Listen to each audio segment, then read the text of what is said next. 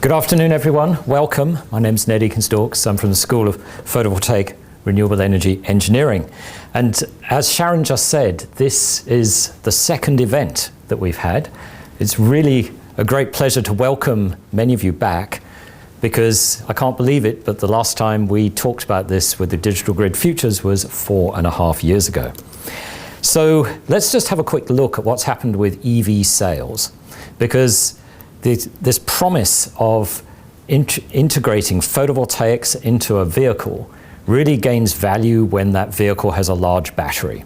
And so, EVs, of course, are these magnificent things. They go very fast, they look good, they're expensive, and we're seeing that there's a really strong uptake globally. So Norway, for example, has an EV penetration of 80%. Globally, we're pushing up 20%. And even in Australia, where we often complain, Australia is at least ahead of the United States and maybe tracking with Europe. What's happening in China is really exciting. So they've got 40% penetration of EVs. So I think we can safely say the EV revolution is here, and it's just going to grow. So the question then arises, what can you do if your vehicles now, these large battery packs that are sitting on wheels, parked outside, not doing very much? And right now, if we look out the window, there's free fuel falling from the sky. It may as well just be dollar notes raining out of the sky, which you can collect and you can use to charge your vehicle. And so that's the opportunity which we're here today to discuss. And we want to update you on since we last held a meeting. So last time was the 11th of February 2020. Digital Grid Futures Institute very kindly sponsored some very early seed work on this, which brought many of us here at UNSW together. And we used this event as our reporting back on what we had achieved. We were also very lucky to be able to welcome Bonner Newman to join us for a month at UNSW on the Women in Engineering program. And so Bonner was here in person giving her presentation in 2020. She's joining us online now as the CEO of Lightyear, which is one of the leading companies making solar EVs. Also delighted to welcome back Richard Hopkins, who back in 2020, I think gave us an inspirational talk. I remember you talked about the moonshot.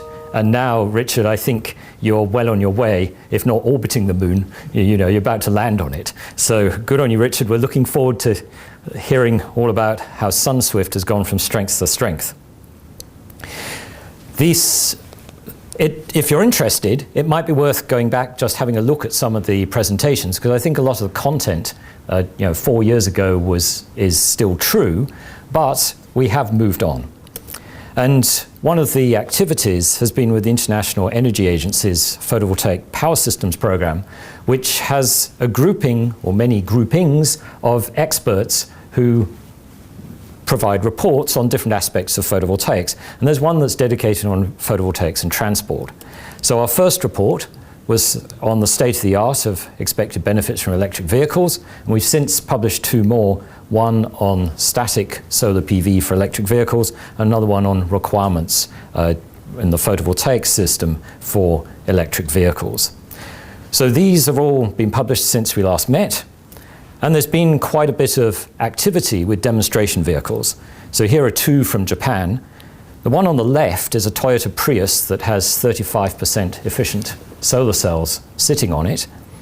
And what you're really doing is actually looking at a Ferrari, because the solar cells on that car cost as much as a Ferrari. But the interesting thing is the market for vehicle integrated photovoltaics is actually quite large. It's about 50 gigawatts a year. So that's an opportunity for us to make a high value product which could drive down the cost of some of these more efficient solar technologies. In the same study in Japan, Nissan retrofitted an electric van and has been driving this around too. There's some data on this in those IEA PVPS reports if you're interested. In terms of what's happening with the industry, vehicle manufacturers are relatively silent on their plans. We see press releases, we see demonstration vehicles, but I think one of the most interesting indications is from this company, Webasto. So last year, Webasto announced this vehicle integrated PV roof that used PERC solar cells. And just a few days ago, they unveiled a new vehicle integrated PV system for the rear window of vehicles. Now, if any of you have a sunroof in your car, it's very likely to be made or be used components from Webasto.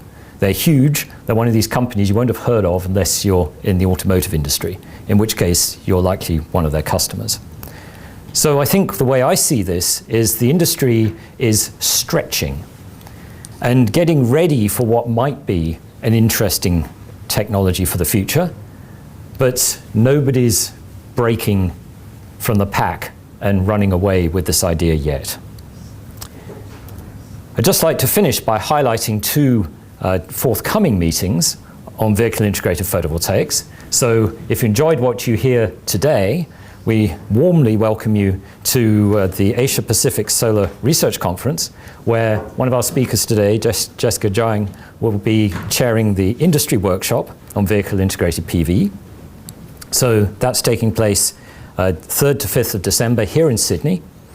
And then in March, we have the specialist conference, PV in Motion, that is where the world experts meet once a year to discuss this opportunity of vehicle integrated photovoltaics.